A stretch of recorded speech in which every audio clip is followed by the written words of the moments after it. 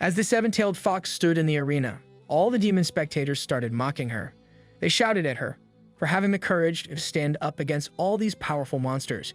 However, the host told them that the competition didn't prevent anyone from joining, unless they didn't want to get killed.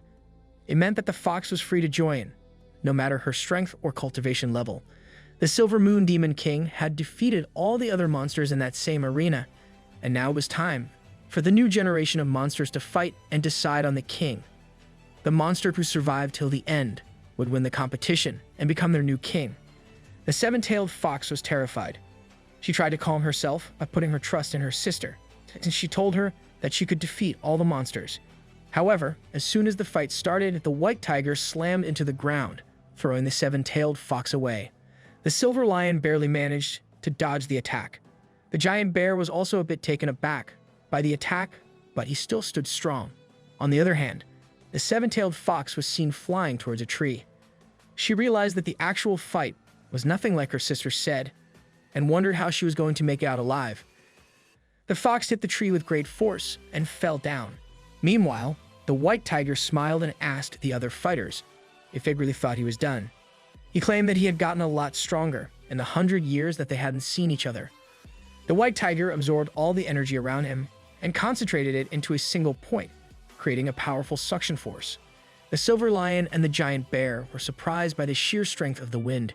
It was enough to move them towards the white tiger. The seven-tailed fox tried to run away while crying, as she had no hope of winning the fight.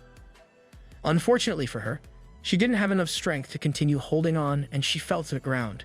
In front of her was the white tiger, and she had nowhere else to run now. He continued pulling her towards himself. The old bird saw this from the tree and felt bad for the seven-tailed fox. He thought that the situation looked hopeless, since not even the Silver Moon Demon King could stand this close to the white tiger.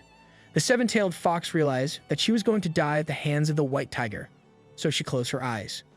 However, at the last instant, her jade pendant started shining, and bright light emerged from the stone. The old bird and all the spectators were left speechless. They stared at the light as it turned into a giant phoenix and obliterated the white tiger in a matter of seconds. Silver Lion and the giant bear could only watch as the white tiger was turned into ashes by the phoenix. After witnessing the fate of the white tiger, the old bird realized why the seven-tailed foxes had the courage to step into the ring with those fighters. The fox thought back to when her sister gave her the pendant. She told her that she received it as a gift from Lee after she solved the chess game. The seven-tailed fox was now laughing as she realized that it was all going according to her sister's plan. She excitedly started walking towards the other two fighters, who had now joined teams to defeat her. The crowd started shouting against the seven-tailed foxes since she used a human artifact to defeat the white tiger. The event head told the fox that if she won using the human artifact, no monster would respect her. If she wanted to become the Demon King, she needed to win using her own powers, and not the jade pendant. Before the seven-tailed fox could say anything, the two fighters jumped on her. The fox tried to run away, but the silver lion managed to hit her and knock her back. She fell down on the ground, calling out her sister to help her. The giant bear stood in front of her, with blood in his eyes. He decided to finish her off with a punch, but before he could hit her, someone dragged the fox away. The giant bear got mad and started shouting at the person, calling them overconfident. The person who saved the fox was none other than Da Yi. She stood on top of a tree and called out to the giant bear. The event head saw her and mistook her for a human girl. He asked her why she was there. Da Yi told him that he had a problem with his eyes and claimed that she was a demon. She revealed her 9 tails to the crowd, and they immediately recognized her as the 9-tailed celestial fox. The silver lion got enraged and asked her how she managed to escape from the Lin Immortal Palace, since they were the ones who had caught her. Da Yi stared into the eyes of the silver lion and gave him one last chance to surrender. The silver lion screamed at her and said that since she had transformed, she needed some time to cultivate again. The giant bear tried to stop him, but it was too late. The silver lion jumped towards Da Yi and tried to attack her with all his might. However, as he got closer, Da Yi threw a few ice shards toward him, which turned into huge spikes and punctured his entire body. The crowd realized that the silver lion was dead. Not only that, Da Yi had killed him with only a single attack. She stood in front of them and asked if there was anyone else who wanted to go against her. The whole crowd screamed and immediately bowed down to Da Yi, who declared her their new demon king. She saw that the giant bear still wasn't kneeling down. She looked at him with murderous intent and asked him if he still wasn't convinced of her powers. The giant bear started shaking in fear and told her that his knees were just weak, so he couldn't kneel down even if he wanted to. Hearing this, Dai cast a spell on the giant bear that caused him to fall to his knees. He started crying and thanked her for giving him the opportunity to kneel down. While holding the seven-tailed fox, Dai stared at the crowd and told them that her sister was going to be the new demon king. Any demon who had an objection could talk to her personally. I don't think anyone is going to complain after what they just saw. Back at Lee's residence, he woke up screaming that the cooking water had boiled. Bro was having nightmares about cooking food. He calmed down after realizing that it was all a bad dream. He went out to get his morning exercise when he saw Dai entering through the front gate. He said that she missed her morning exercise and told her not to be lazy. Dai admitted her mistake and joined him in exercising. As both of them were working out, he asked her where she had just come from. Dai told him that she went to get some new lights for the lanterns, as the stone lanterns in the yard were not lit. Lee was surprised, since he didn't expect lights to exist in this world. It turned out that the lights Dai was talking about were just fireflies. She guided the fireflies into the lantern, and the lantern glowed up. Lee thanked Dai for the gift. He asked her if fireflies were a good choice for a light source, since they had a short lifespan. Dai assured him that it was okay, since she could make them last for a long time. Meanwhile, the fireflies inside the lantern could not believe that Dai was the same celestial fox that they had met in the forest. Out in the desert, Nun and her new sect master were walking alone. The sect master apologized to her and told her that their Golden Lotus sect was located in the wild. Dai told her that it was fine and inquired about the full story behind their sect's origin.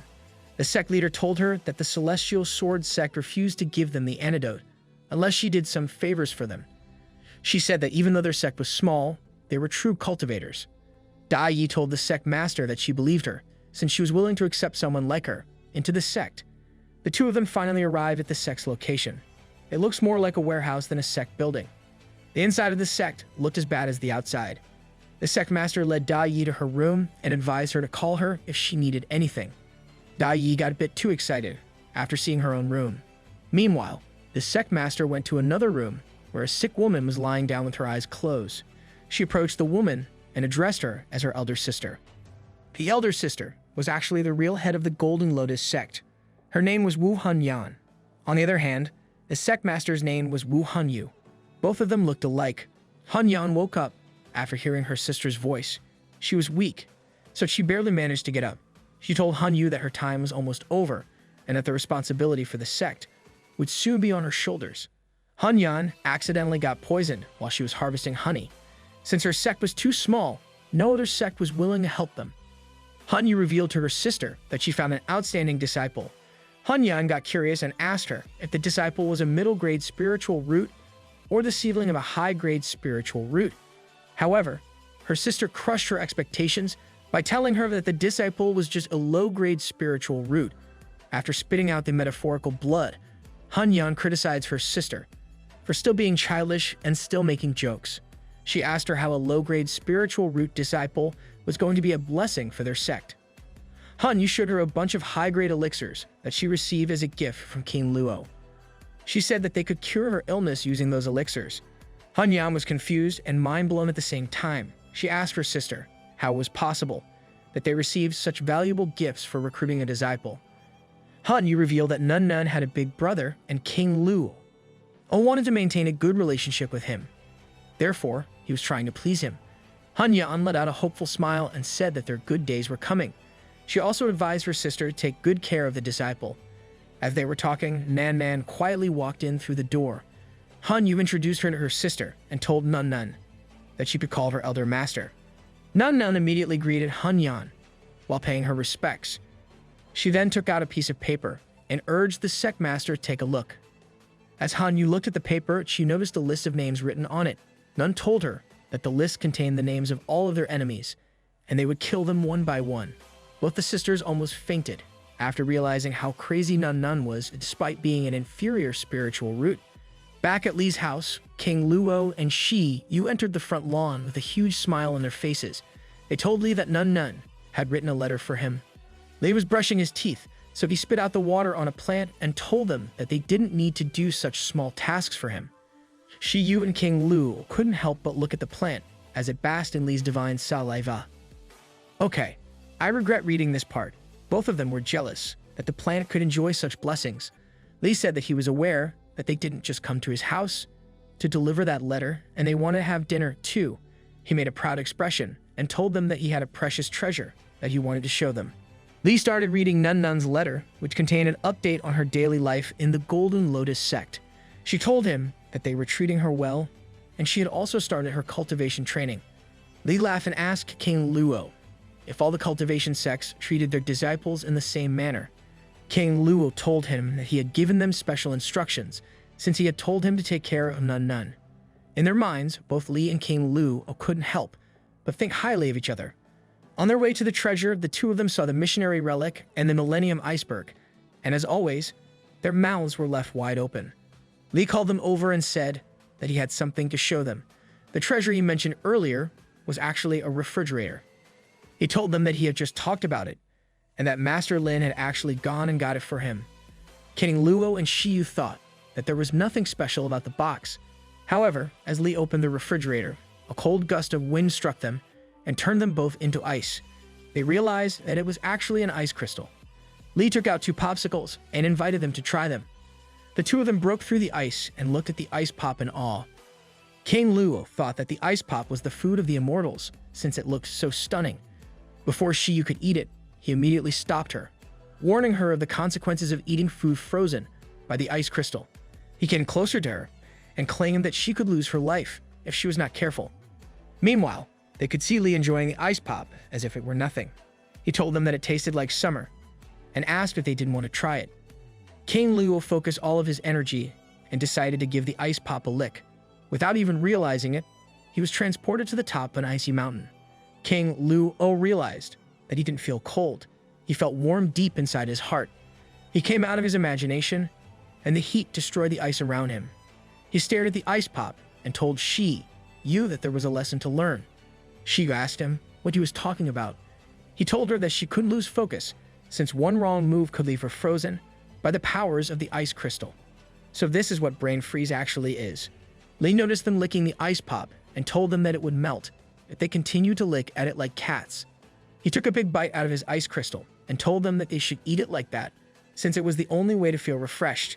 People who bite on ice pops with their front teeth are monsters.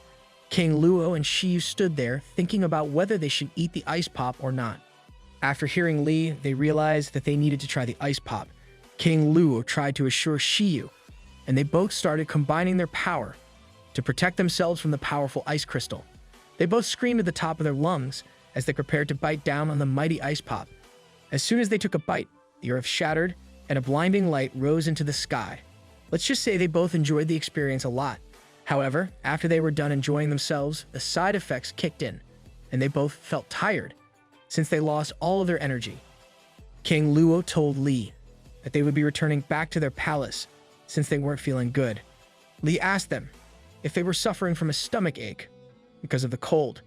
King Luo couldn't hold it in any longer, so he quickly rushed to the nearest toilet, followed by Shi Yu. As they got out, Li asked King Luo if he was feeling better. He told him that he needed to go back and digest the rest of the stuff at home. In his mind, he was talking about the Tao wisdom, while Li interpreted it as him digesting the ice pop. However, before they were about to leave, Li stopped them and said that he needed their help. The scene shifts to the Lin Immortal Palace, where Qin is sitting in front of the 5 elders. One of the elders asked her if she knew the type of risk Master Mengji was taking. Master Mengji was going through the Tao Heart Excruciation stage, which could allow him to break through. However, if he failed or something went wrong, it could result in his death. To keep everyone and himself safe, Master Mengji repressed himself for hundreds of years. But this time, he couldn't stop himself from trying to break through. If he succeeded, he could reach the gods' test stage, which was the second last stage in the path to immortality. Since the master was locked away in the building, there was a high chance that the rival sects of Lin's Immortal Palace or the demons would try to use this opportunity to attack the sect. They needed more manpower. However, Qin had placed all the disciples to guard the mountain in which Li resided. The elder asked her why she did it. He also told her that some of the demons had already entered the Qi Anlong dynasty, and that they might attack Lin's immortal palace at any time now. For them, the most important thing right now was to gather all of their resources and focus on their defense. While the palace master was still in seclusion, Qin stood her ground and told the elders that they needed to focus more on mountain protection, since the demons were invading the dynasty. Another bald elder asked her why she was so persistent in defending the person living on that mountain. Before Qin could say anything, the great elder ordered all the other elders and the rest of the people to follow him and gave the orders for the disciples to return to the palace. As he was walking away, Qin called out to him and told him that the expert she mentioned liked to eat fish from a local fish seller. Due to the death of the Demon King, the demons in the area had been in chaos for some time. The fish seller had not been able to catch any fish for almost a month because of these demons. She told him that Master Li liked quietness and hunting wild animals. She wanted to make sure that every demon who tried to disturb his peace by venturing into the mountain was killed. She said that this was more important to her than even cultivating immortality. The great elder heard this and thought that Qin had gone insane. I don't blame him, to be honest. He ordered the men to lock the saintess in her room and prevent her from ever going outside without his permission. He then used a spell on her that prevented her from moving. The great elder looked at her and said that they would wait for Master Meng Ji to come out and reveal for himself who this Master Li was. As this was happening, King Luo and Shi walked into the scene. They said that they called for the disciples to carry their message, but there was no one to answer their call, so they had to come here in person. The great elder asked Ling Luo why he was here. King Luo said that he was there to deliver something entrusted to him by Master Li himself. He had a book in his hands with the title Ambush on all sides. The great elder had no choice but to release Qin, since it was embarrassing for others to see the saintess like that. He told her that Master Meng Ji entrusted the care of the entire palace to her, but she became obstinate and put it all at risk. Qin replied by saying that the master had put her in charge, so she had the final say on all the sect affairs. If anyone wanted to say anything, they had to convince her first. The great elder looked at her with confusion, since he didn't know what she meant. Qin clarified herself and told him that she wanted him to fight her, not just him, but she wanted all 5 of them to fight her at once. The bald man tried to warn her and said that they all practiced 5 different tunes, which meant that they all had 5 different Dao. Fighting them at once meant inescapable defeat for her. He asked her again if she was sure about her decision. Qin was confident in her choice, so she told them that she would talk with her music instead of her words. As they all flew into the air and prepared to fight, Shiyu told her dad that Qin looked weaker than the elders. She wanted to fight all 5 of them by herself, but by the looks of it, she was going to fail. However, she did have the musical book given to her by Master Li, so King Lu was hopeful that Qin would do something unbelievable. Qin stood strong in front of the elders. The great elders told her they only wanted to teach her a lesson and would try not to hurt her too much. However, after her loss, she would hand over the control of the Lin Immortal Palace to him and not interfere unnecessarily in their affairs. Qin agreed without thinking much and said that the elders would be convinced of the master once they witnessed his power. The 5 elders took out their zither and prepared to play. As they all played their music at the same time, Qin opened the book and took out her own zither. She started playing the chords, and miraculously, a strong shield appeared that deflected all of their attacks. The elders were left stunned, since they didn't know how it was even possible. The elders asked the great elder if they were going to continue fighting, but it looked like he had already given up. He announced that they had already lost, since the musical piece that Qin was playing was too powerful. After witnessing the instant defeat of the elders, she couldn't help but appreciate Master Li and his amazing score. She asked her father how he felt, but when she looked at him, she noticed tears rolling down his eyes. He was envious of all the others, since they had some treasure given to them by Li, but Lin Jiyun Immortal Pavilion had nothing. Despite having a close relationship with the expert, he told Shi Yu that they needed to work harder and sacrifice everything that they had to get favors from Li. After the fight, they saw Qin slowly stepping back to the ground. The elders were left speechless as they realized that she had just experienced a breakthrough to the saver stage. As Qin stepped down to the ground, she opened her eyes and smiled, saying that she couldn't properly play the musical score due to her low cultivation. The elders were treating her entirely differently now. They tried asking her to do all kinds of favors for her. Qin laughed and said that the elders were finally able to understand how important Master Li was. She told them that Master Li had given her the score. All the elders started buttering up Master Li and the score. The great elder fell to the ground and told Qin that it was all his fault, and he shouldn't have doubted her in the first place. Qin held the book in her hands and announced that their #1 priority was to ensure that no one disturbed the elder in his daily life. According to a report, the expert wanted to eat the water demon fish found in Silver Moon Lake. She ordered all the elders to get moving immediately. The elders instantly obeyed and set flight along with her. Meanwhile, Shiyu and King Lu could only stare at them. As they left, they felt like they were just some tools being used by the master to run errands. The scene changed to a group of fishermen who were making their way towards the lake. One of them wore a round hat, and his name was Yu. The other fisherman warned him not to go near the lake, since it was dangerous. However, Yu refused, telling them that he hadn't caught a single fish for a month, and he had no money left. He said that if things continued that way, he wouldn't be able to purchase the latest version of the book, Journey to the West. He was determined to catch some fish, no matter what happened. As he reached the river, he threw his net inside and sat down, waiting for the fish. He hoped to be lucky enough not to encounter any demons as he tried catching fish. A few moments passed, and the man started feeling a presence behind him. The presence turned into footsteps, and someone started running towards him. He got scared and looked behind him, only to find out that it was just a harmless bunny. He sighed and turned back. However, out of nowhere, a giant demon appeared and ate the entire rabbit in one bite. The demon insect opened its mouth to eat you, too. You screamed for help while being trapped inside the demon's mouth. Fortunately, Qin heard his cries for help and immediately rushed over to help him. She smacked the demon on its thick exterior, which caused it to shriek in pain and release you from its clutches. The demon insect tried to escape into the water, but Qin was swift and managed to catch him before it could run away. She used a spell to capture the insect and told you that the lake was safe for him to fish. To her surprise, you ignored everything she said and ran straight back home. This man is never going to fish again. The great elder commended Qin's skills and said that she was able to handle the demon on her own. Qin told him that the demon insect looked strong, so it must have had a few followers lurking around. She ordered him to take care of the rest. After hearing this, the great elder saw Qin flying back with the demon insect. He asked her where she was going, and she told him that she was going to give the insect to Master Li. As she presented the abalone to Li, he was surprised by its sheer size. He told her that he couldn't afford to eat this insect in his previous life, since they were so expensive. Li said that he was going to cook the insect that afternoon and invited her for dinner. Qin couldn't reject this great opportunity, so she immediately accepted. However, she wasn't alone when she noticed Shiyu standing alongside her.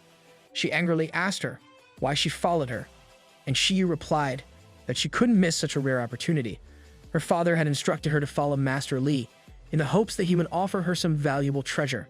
Li ordered his robot Bai to start preparing the insect for dinner. Bai walked out of the flames like the main character and started spraying water on the abalone with a hose. As Shiyu and Qin saw this, they almost lost their minds. The spiritual water was being used to wash off the demon in front of their eyes. By now, they were a bit used to these precious treasures being used for ordinary chores, so they reminded themselves that it was normal for someone like Master Li. However, Qin still couldn't let it go, since it was such a waste. As she was looking at the insect, a drop of water splashed on her face. Qin couldn't believe that she had a drop of spiritual water on her face. Her first instinct was to try and lick it. Li apologized to her and told her that he was going to give her some tissues to wipe off the water. Qin had enough of this. She couldn't endure wasting all of these precious treasures any longer. She finally gave in to the temptation and started licking the water using her tongue. Li saw this and was left without words. This is the first time I've seen this man get genuinely surprised by something. As the situation sank in, Qin realized what he had just done. She blamed herself for being shameful and acting like that in front of Master Li. She tried to make her feel better and told her that it was a drop of spiritual water, so her actions were justified. She said that Master Li didn't seem to be bothered by her actions, as they could see him enjoying a chess match with Da Yi. Qin didn't believe it and continued to blame herself. Meanwhile, Bai was going all in on the dinner and showing his incredible knife skills. She watched him with a stunned expression as Bai effortlessly cut through the skin of the abalone that had been cultivated for thousands of years. Bai then turned to the big pot of herbal abalone stew and started mixing all the ingredients. He looked the two of them straight in the eyes and said that he would show them his true strength as a chef. Shiyu and Shin were flabbergasted as they realized that the mighty robot was just a chef for Master Li. Bai proudly stood over the stew, announcing that it was finally done. As they got closer, he opened the pot and requested them to eat the stew. They realized that the food was shining, since it probably had spiritual energy. Shin and Shiyu didn't waste another second and started munching on the tasty food. The stew had Bai as the chef, spiritual water as the soup, high-grade elixirs as extra flavor, spiritual wood for fire, and spiritual artifacts to be used as a pot. With all of these combined, it was guaranteed for the stew to be extraordinary. The two of them enjoyed the food quite a lot, as is apparent from the way they celebrated afterwards. Li was pleased that he could amuse immortal cultivators with his food. Meanwhile, on a rooftop, Qin Ji-yoon stood silently as the wind blew towards her. After a moment, she sensed that the devil was coming for them. As she was standing, her disciple came to her and reported that the devil had already destroyed the Xuan Cloud Pavilion. Qin Ji-yoon asked the disciple if her father gave any orders to retreat against the devil or to evacuate the disciples. However, the girl told her that her father hadn't given her any orders. He simply told them that it was all Master Li's plan and that they didn't need to do anything. As they were talking, Qin Ji-yoon sensed something else, and someone reported to her that the Long Moon sect had also been destroyed. Back at Li's house, Shiyu and Shin finally took their leave. As soon as they got out, Shiyu immediately got alert and asked Shin if she could sense the aura, too. The two of them were completely surrounded by a demonic aura. Shin told her that it was the sign of the devil. She said that she couldn't feel it when she was inside Li's house. However, now that they were outside, she could clearly feel that it was full of demonic energy. Not only that, the aura had completely enveloped the entire Qi Anwang immortal dynasty. Suddenly, the Great Elder arrived at the location. Shin frantically asked him if he knew something about the aura and the devil. The Great Elder told her that their disciples found out the reason for the return of the devil. He was coming to take back the fallen demon sword. The scene changed to the Lin Jiyun Immortal Palace, where Qin, Shiyu, and the Great Elder had just arrived for an emergency. Shin announced that they were there to assist them. The elders of the Lin Jiyun Immortal Palace were already prepared to fight the devil. Qin told them that they would fight together to defeat it. Shiyu added that Qin had recently undergone a breakthrough, so her power level was a lot higher. Moreover, her father was also making his way towards the palace. Qin told them that she couldn't understand the reason why the devil was targeting the Lin Jiyun Immortal Palace. Its main purpose was to get the fallen demon's sword. The elders told her that they didn't know for sure and suggested that they go inside to talk. Since Master Lin was inside, they all talked to him and discussed this serious matter further. However, as they entered the palace, their mouth was left wide open to see Lin enjoying a cup of tea. He welcomed them to the palace with a wide smile and asked them why they were there. Qin got mad and asked him why he was so relaxed when the devil himself was coming for him. Lin told her that he knew of the devil's arrival since he had received a personal letter from him. My man received an email from the devil and he is still chilling. He told them that he knew why the devil was coming here, so he wasn't worried at all. Lin explained that he had used the fallen demon's sword to cut spiritual firewood when he was visiting Li's house. When doing so, he unknowingly got some of the aura of the fallen demon's sword on himself. The devil was following this aura, so he probably thought that the sword was in the possession of the Lin Jiyun Immortal Pavilion. He said that after a lot of thinking, he came to the conclusion that it was part of Master Li's plan. He stated that Li must have wanted to get rid of the devil, so he was using him as bait to lure him in. Shiyu and Qin pretended to think and said agreed with his assessment. A moment later, the two of them were laughing without any worry in the world. They said that when the devil came to the Lin Jiyun Immortal Pavilion, Master Li would take care of it. The three of them stood there like they just discovered the plot of some evil villain. Why do they all look like All Might from My Hero Academia? The four of them, including the other elder, sat at the table to have tea. Shiyu laughed and said that they didn't need to worry, even if one of the four kings, the Demon Star Falls, came for them. The laughter immediately faded, and they all stared at Shiyu in confusion. The Demon Star Falls was one of the demon kings, working for Moshe. It was said that when he visited a place, the entire river turned into blood due to his presence. Moshe, the head of the devils, was the most powerful. Her servants were also powerful kings with cultivation levels of savor and above. The devil who was coming for the fallen demon's sword was the Demon Star Falls. Even though his cultivation level wasn't the highest, he was still the most violent among other devils. Everywhere he went, death and destruction followed. Qin laughed after hearing the name of the demon, Star Falls. She told them that it must be Li's plan to eliminate one of the crucial members of the Devil Clan. They decided to just act as bystanders and watch as Master Li finished the devil off for them. The elders standing outside saw all of them enjoying tea and thought to themselves that they were going to die. The scene shifted back to Qin Jiyun, who was still standing on the rooftop on the lookout for the devil. She realized that the devil was about to arrive and wondered if Li actually wanted to kill him, since he didn't like fighting and enjoyed peace. Meanwhile, a brave group of cultivators were already on their way to stop the devil. They stood in his path and told him that they wouldn't allow him to hurt any civilians. However, the devil cleared through them like it was nothing, and in a matter of seconds, all of them were dead. A dark smoke followed the devil everywhere he went. It was actually the evil aura that he gave off. The demon star fell past the man, and he was burnt to a crisp. He said to himself that he wanted the fallen demon sword and started looking for it. Suddenly, he felt the smell of the sword coming from the Lin Jiyun Immortal Palace building. Without wasting any time, he launched a strong attack that shattered everything in its path, including the roof of the Lin Jiyun Immortal Palace. The four of them were still having tea. As Lin realized what had just happened, he noticed that the devil was now at his back. The devil was playing no games, so he immediately tried to smash him with all of his force. Fortunately for Lin, Qin was there to save them all, since she had the celestial zither and Li's score with her. The Great Elder told them that the Demon Star Falls had the cultivation level of God's test, and even if they all combined their strength, they could beat him. Lin told him that they didn't need to beat the devil, they only needed to stall him, until Li arrived and killed him. As Qin continued playing the zither, the devil screamed in agony. He couldn't stand the sound of the zither, so he used all of his strength and started punching at the shield created by the zither. Not long after, the shield started cracking. Qin couldn't hold it on any longer and fell down. Meanwhile, Lin was wondering if it was all actually Master Li's plan or not. The devil gave him no time to think, and he was again instantly in front of him. He demanded for him to hand over the fallen demon's sword. Lin got mad and started cursing the devil. He prepared for an attack, but forgot that he was dealing with a God's test-level devil. The devil easily saw through his attack and countered him, which caused Lin to lose one of his arms. The Great Elder and Shi looked at Lin in horror as they realized what had just happened. As the devil was about to finish off Lin, he was hit by the Earth Fire Dragon from King Luo, who had just arrived. He asked them if Qin was okay, but Shi told him that she needed immediate treatment. King Lu also knew that they couldn't fight the devil. The devil looked at him and smiled, telling him that he was stronger than the rest of them. However, he was still weak compared to him.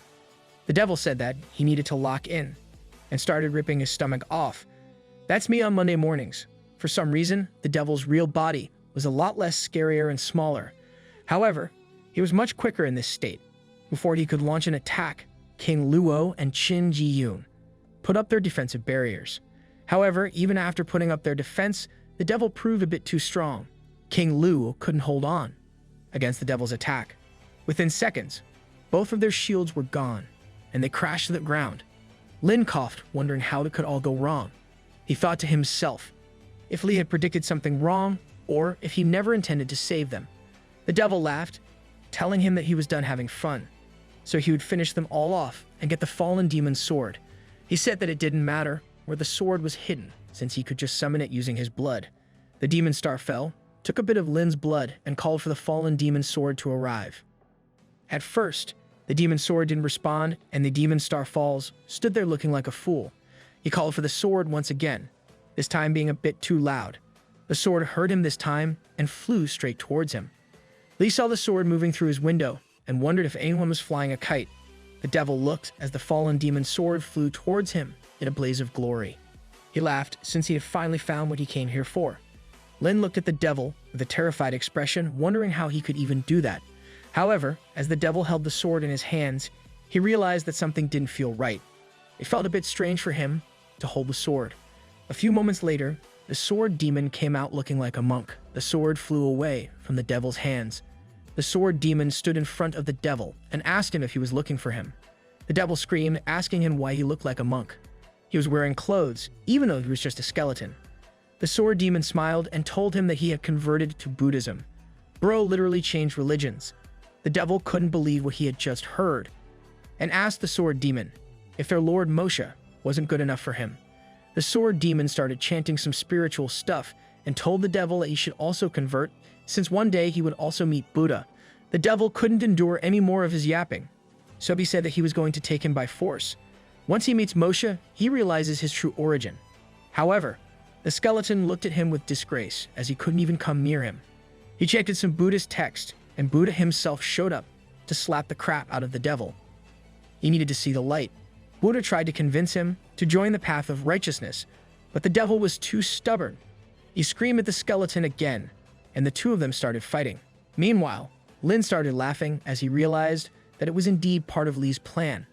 The sword demon easily captured the devil and used his healing powers to wake all of them up. Lin greeted the sword demon, but he told them that he hadn't used the name Sword Demon since he had converted. He was now the Sword Buddha.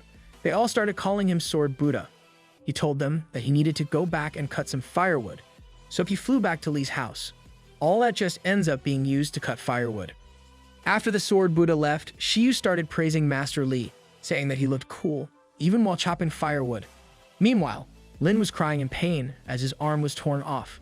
Shin promised him that she would try to find a cure for his lost arm, since they were all in this together.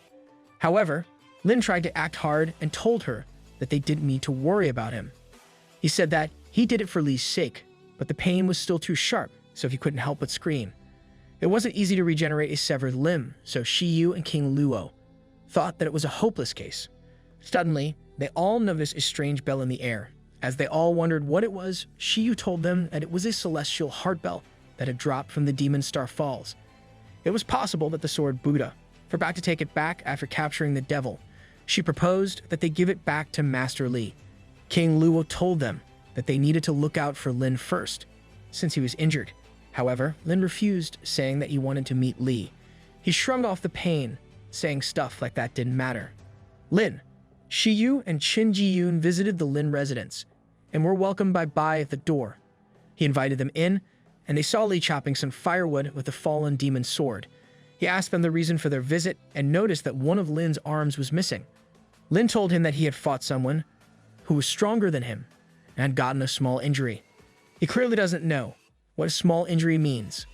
Li realized that Lin lost his arm, even though he was a strong cultivator. Just recently, Nun Nun was also kidnapped by demons. The demon world wasn't as safe as he thought it to be. However, he saw Lin and the rest of the cultivators all happy, despite suffering from this loss, and gained some assurance from them. He commended Lin, telling him that he had worked really hard, as Li held his hand. Lin started crying and wondered if Li actually cared about him. He thought to himself that it was his job to sacrifice himself as one of Li's pawns, but Li still cared about him.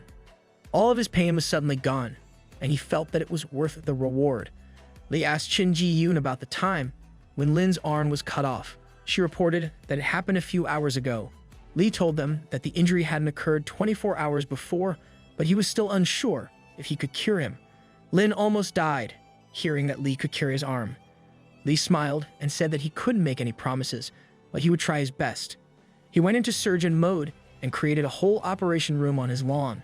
Li told him that they needed to perform the operation quickly, since the chances of recovery would decrease with each passing moment. He also told him that it was going to hurt a lot. Lin made a determined face and told him that he had cultivated for hundreds of years, so he could hold pain quite well. Contrary to his claims, as soon as the operation started, he couldn't hold down his screams. According to Li, the implant itself wasn't that hard. The hard part was connecting the nerves and blood vessels, since they could easily get damaged. Lin had suffered a clean cut, and his cultivation was also helping him to recover, so the surgery actually appeared to have a chance. Li quickly started sewing him up and connecting his nerves to the nerves of the hand. After he was done, he advised Lin not to move his arm more than necessary and not to let it touch water. Lin saw his hand and realized that it was actually back to normal. Although he couldn't move it properly, it was still a miracle that he didn't lose his arm. Everyone started praising Li for his incredible skills. Lin almost cried as he lifted his arm up, but immediately regretted doing it when he felt the pain. Li reminded him again not to move too aggressively. Lin was ecstatic to get his arm back. He realized that he didn't use any spiritual energy or elixirs to heal his arm, but instead relied only on his mortal skills. Everyone stared at him in utter disbelief. Qin told them that she finally understood why Li pretended to live as a mortal among them. She said that Li wanted to tell the world that there are some things in the world that mortals can do, which even many immortals may not be able to accomplish. After hearing her theory, Lin took out the celestial heart bell and gave it to Li. Li grabbed the bell and said that it looked pretty. He told Lin that he was going to accept his gift as the fee for his surgery. As he hummed the bell on his lawn, he asked them for suggestions on places he could travel with Dai Yi. Shiyu told him that she was going to the Green Cloud Valley for the Green Cloud Lock Demon ceremony with her father.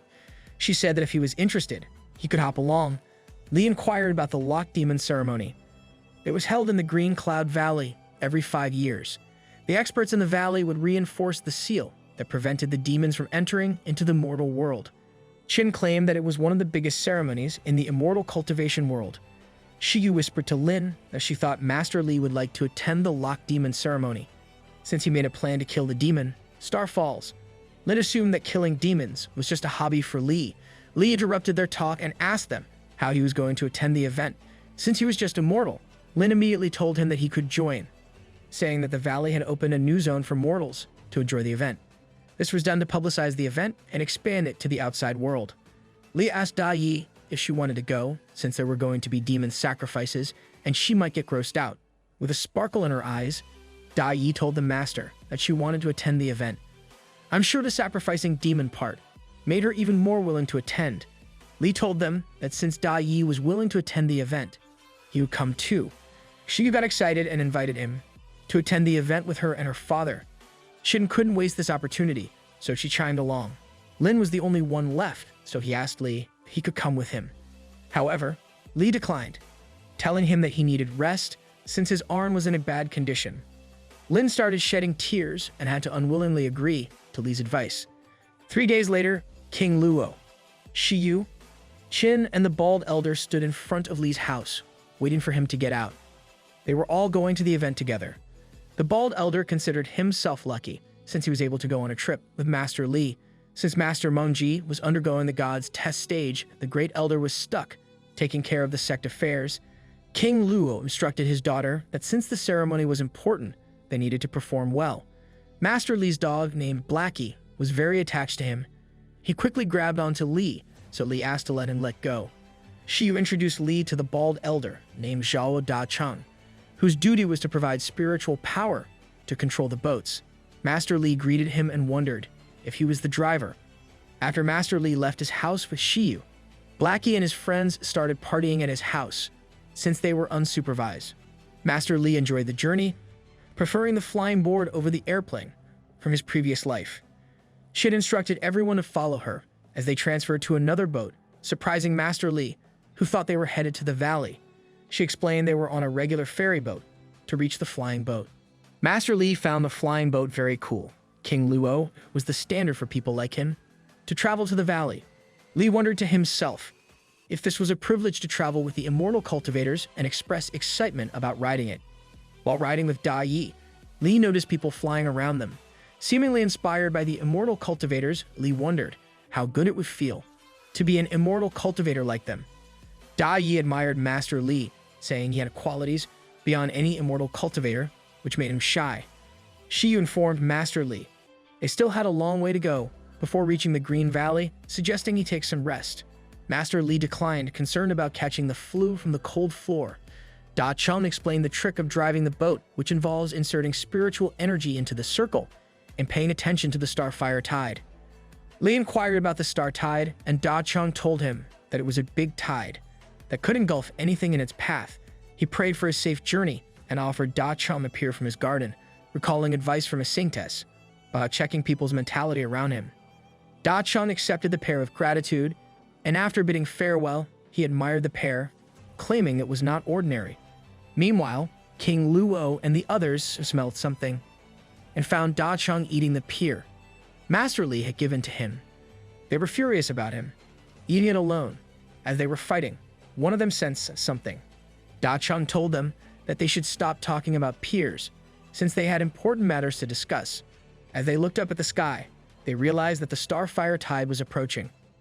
Qin suggested using an alternative method to proceed and told Da Cheng that they needed to turn the boat to the other side. King stopped Da Cheng, as miraculously, the starfire tide made way for them. She was confused as she wondered why the starfire tide would act that way. Qin stared at her with a straight face and questioned if she was really asking that. She immediately realized that the starfire tide was given way because of Li. Qin asked the second master about his conversation with Master Li, to which he replied it was about the ways of the starfire tide, recalling that it was Master Li who prayed for a blessed journey. Qin explained that Master Li had ordered the tide to make way, otherwise, it wouldn't have been possible. Da Cheng was baffled by this revelation, as he couldn't understand how a single sentence could make the starfire tide turn to Li's will. He couldn't comprehend how a mortal could do this, but King Luo assumed it was the tide's way of gaining favor from Master Li. He believed Master Li's plan involved indirectly instructing the tide and giving orders. He explained that, at first, he started a conversation with Da Cheng about the starfire tide. As he was talking, he gave the orders to the starfire tide to give them way. Moreover, he also gave him a pier. So to sum it up, Master Li must have wanted him to rush through the starfire tide. Da Cheng was shocked to hear this, but Qin also agreed with King Luo's assessment and said that they should rush in the tide. The second elder finally decided to rush into the tide, along with all the passengers. As they took a sharp turn towards the starfire tide, Da Yi and Li fell down inside their cabin. After a bit of an awkward moment, Li wondered what was going on. He decided to go outside and check if everything was all right. As he went out, he noticed that the sky was shining red and orange. It looked so beautiful that they all had their eyes fixated on the sky. Li noticed that everyone was outside. As he walked towards them, Da Yi pointed at the sky and told him to look. Li looked up and saw huge fireworks in the sky, produced by the starfire tide. The cultivators were envious of the tide, since they knew that it was trying to impress Li. No one had ever seen the starfire tide show a firework like this. Li was amazed after looking at the fireworks. He asked Da Yi if the stars were going to fall, since he always wanted to watch a meteor shower. As soon as he said it, the starfire tide immediately started showing him a meteor shower. The stars started falling down in alignment, which made for an extremely calming scene. The starfire tide deserves a raise after this performance. Li thought to himself that he was fortunate enough to know all of those immortal cultivators, since it was because of them that he was able to witness such a beautiful show. He remembered that the person who let him on the ship was Lady Qin, so it was her that he should be thanked first. He called Qin and told her that he had a small gift for her. It was a paper crane that he had made for her. As Qin held the paper crane in her hands, she realized that it was breathing. She thanked Li for the gift, and Li finally went back inside to sleep. After he was gone, Da Yi told them that they behaved well in front of him. Qin expressed her feelings of being envious of Da Yi, since she got to spend so much time with Li. Da Yi told her that she was just one of the pets that Li had, and that she wasn't any different from them. She revealed that aside from her, Li also had a golden dragon and a black tortoise, both of which were ancient mythical beasts. This left all the other cultivators speechless, since they couldn't even picture someone having those animals as pets. Da Yi assumed that Li was collecting all these ancient mythical beasts. Qin told her that they would pay more attention to it in the future. As they were done talking, Da Yi turned back towards her room, but before she could walk, Qin stopped her and asked her which cultivation stage she was currently in. Da Yi looked back at her and told her that she wasn't in any stage. When she grew 9 tails, she got a superpower, and since she was with Li, her superpower grew at an unbelievable speed. She raised her hands towards the sky and instantly froze the starfire tide into oblivion. She further stated that if her abilities were to be compared to a cultivation stage, she might as well have gone beyond the stages of the immortal world. However, compared to heavens, she didn't know how powerful she was. The cultivators stared at the sky in disbelief. Qin frantically asked her why she hadn't ascended to heaven yet, even though she was basically at the level of the Immortals. Da Yi calmly told her that Li didn't care if she was immortal or an immortal. If she cared too much about such things, she might lose the opportunity to get to know him better. The next day, they finally reached the Green Cloud Valley. King Luo noticed that the houses looked better than they had been the previous time. The support of the Green Cloud Valley greatly improved the living conditions of neighboring areas. It used to be a barren wasteland not long ago. Qin led Li to his place and told him that she had already had food for the two of them. Li refused to go inside and told her that he couldn't afford to stay in that room. Qin got scared and asked him why he said that. Li explained that the rent of that place was quite high compared to what he had anticipated. Qin laughed and told him that she would top off the rent for him. She asked him how much rent he estimated. Li told her that he was thinking of 88 immortal currency for 3 days and 2 nights when, in reality, the rent was close to 100,000 for a single night. Imagine being the strongest cultivator and still having no money. The scene changed to Qin, punching a wall out of frustration. She thought that she had embarrassed Master Li by asking him about the rent. Earlier, when he told her about his rent estimates, she mentioned that she had already paid for everything. Li refused to stay in the room, saying that he couldn't let her pay for him. Qin tried to persuade him, but Li was in no mood to live freely in that house. She finally gave up and started begging him to stay in that house. Li thought to himself that Qin was like a local mafia, so it didn't matter if he paid for the house or not, since it all depended on her mood. However, it was hard to be friends with people like her, so he decided not to upset her. He told her that he was going to stay in the house, but he wouldn't do it for free. He invited her to his house and said that he would treat her to a meal. Qin almost fainted due to excitement and immediately agreed to his offer. The scene changed due to all the immortal cultivators and Li sitting in a restaurant. Qin told him that she was going to meet the head of the Green Cloud Valley, so she needed to go. Shi Yu and King Luo also took their leave as they had other affairs to deal with. They all left Li and Da Yi alone to have dinner together. Li instructed Qin to order food for just 2 people, but she ordered an entire table that could probably feed an entire village. This is how it feels to have rich friends. Li saw the different variety of seafood on the table and almost got hooked until a guy called out to him. He asked Li if he could join his table, since all the other tables were already full. Li agreed, saying that it wasn't fair for just the 2 of them to sit at such a large table. The man told him that he didn't want the food, but he was there just to listen to the storytelling. He even offered to pay for the entire table. Li told him that there was no need, but the man insisted. After getting rejected again, he started analyzing Li and noticed that he was just immortal. Li saw the man staring at him, so he asked him if he had something to say. The man apologized and told him that he was only looking at him. Since he looked so handsome, this man is kinda suspicious. Suddenly, the narrator walked onto the stage and started reciting the story of the journey to the west. The man stood on top of his table in excitement and started showering money on the narrator. He told him that he really liked that story. The narrator thanked him and continued with the story. However, Li was a bit taken aback and wondered what this stupid rich man was doing.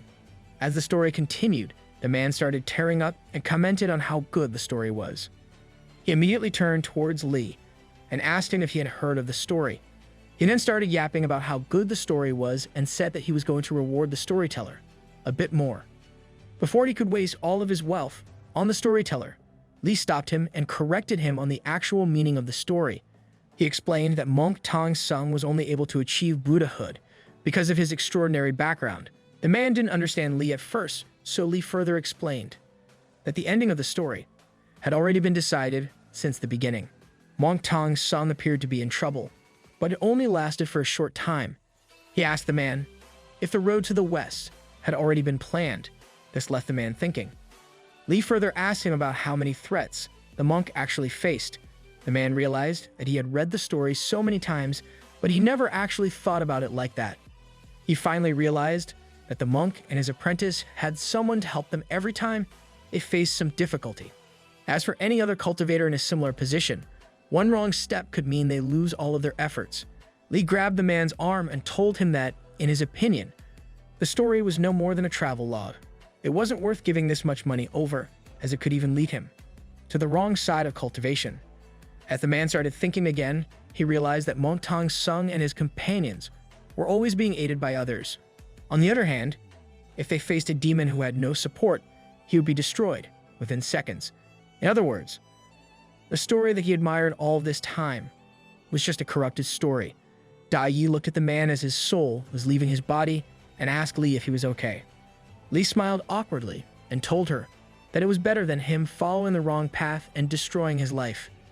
Suddenly, the man woke up from his short coma and started wondering if he was actually the monk Tong Sung of this world. He was the son of the head of the Green Cloud Valley and was always given everything on a platter. He thought to himself that he was going to achieve Buddhahood, like the monk in the story, if he followed the path set by his father. My man completely misunderstood the point. He aggressively left the jewelry he had on the table and told Li that he was going to offer him the meal. Before Li could say anything, the man was gone from the restaurant.